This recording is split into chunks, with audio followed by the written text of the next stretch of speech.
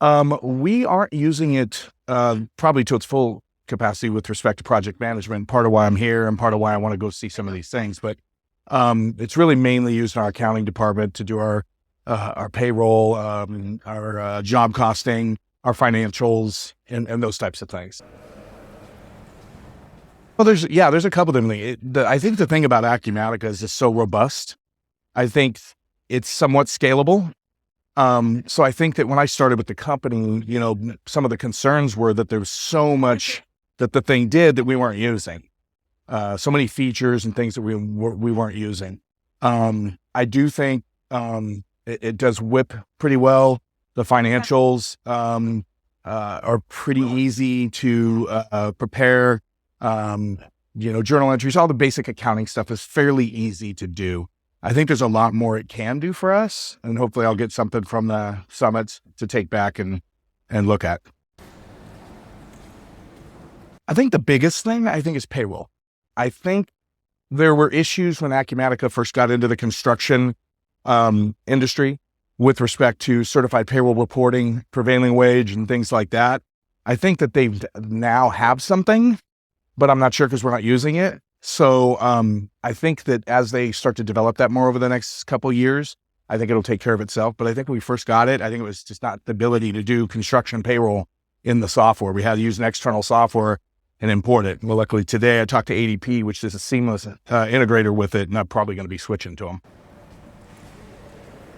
Probably 8 to 10. I've used quite a bit of different types of cloud-based enterprise softwares, and it's right up there with those.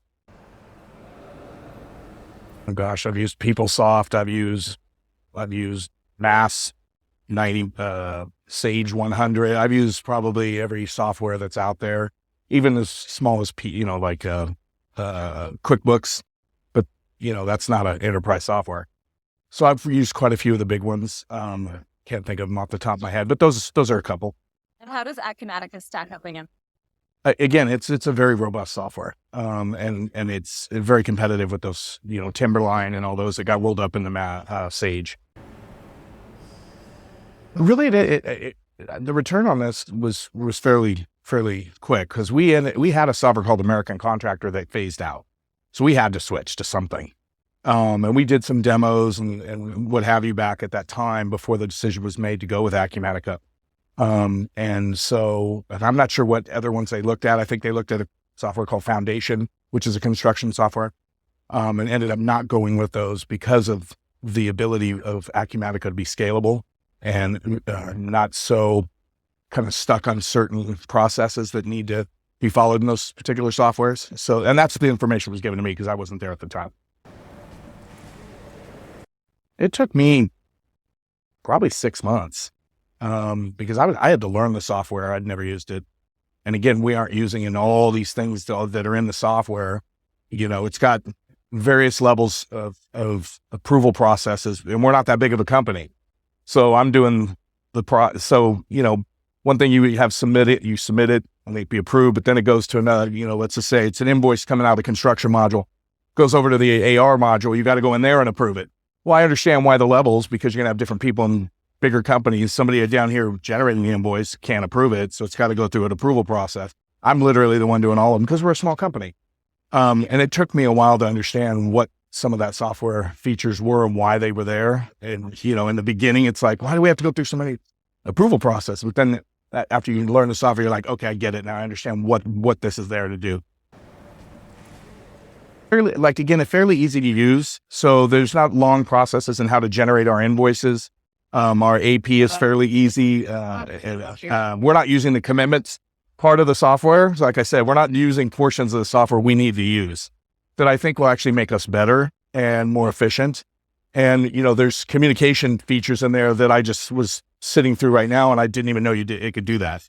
We could send emails out of it. I had no idea. So there's so much left on the table, excuse me, that we don't know yet. And I think that's what's exciting about it is those things that I think that I can open the door and show the rest of the company, hey, we're not using this. We need to be using this.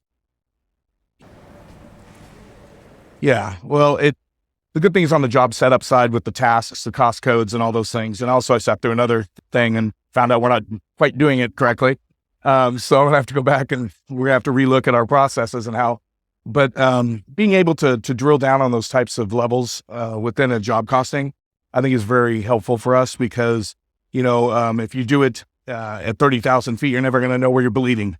And so having those types of cost codes and those tasks that you can drill down to a granular level, I think is very important for the ability to understand how you're doing on a job and being able to do it mid-job and not, postpartum where you're trying to look at it afterwards. And so I think that's something that it does very well. I think so. Some of the other ones are more expensive than Acumatica. So I think for what we pay for it, I think we've got a good return on it. Yeah. Oh, yeah. Well, again, I wasn't there when they did that. So, I was just a end user coming in 7 months ago, taking over for a guy who retired. So I didn't get to be part of that process. From what I was told, there were no real hiccups. We had plenty of people helping us do it, and I was told it went seamless. Yeah.